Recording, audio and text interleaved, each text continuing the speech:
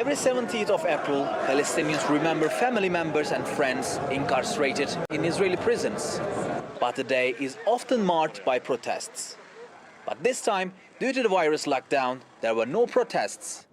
Instead, there are grave fears COVID-19 spread in Israeli prisons.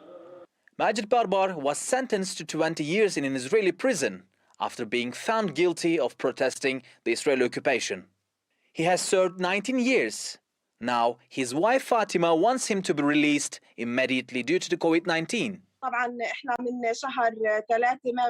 It's been more than a month since we've been able to visit the prisoners, and we have no new information on them. I'm very worried about my husband. I haven't heard from him. The situation is very difficult all over the world, especially among the prisoners. They are in a place with no good air, no healthy food, and no cleaning materials. It is dangerous there. Last month, around 5,000 Palestinian prisoners appealed to local and international bodies to ensure their own safety inside Israeli jails.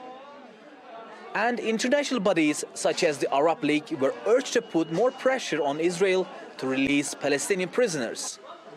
The Arab League has flagged the danger COVID-19 poses, in particular to more than 700 Palestinians held in Israeli prisons. They are either elderly or have health conditions that put them more at risk of hospitalization and death from the virus. Palestinian leaders are calling for them to be released.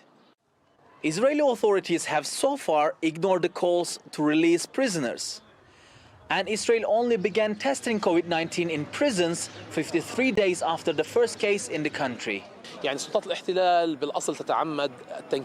The occupation authorities deliberately abused the prisoners by failing to provide medical treatment and proper nutrition and education and isolate large groups of individuals. They withdrew many cleaning materials and disinfectants from canteen that is inside prisons, where prisoners buy their needs. Prisoners are today without sterilization material, without masks and without hand gloves. The Israeli prison service has stopped all family and attorney visits to minimize contact. And prison guards are still coming and going, where life-saving social distancing is almost impossible. Mustafa Fatih Yavuz, TRT World, Occupied East Jerusalem.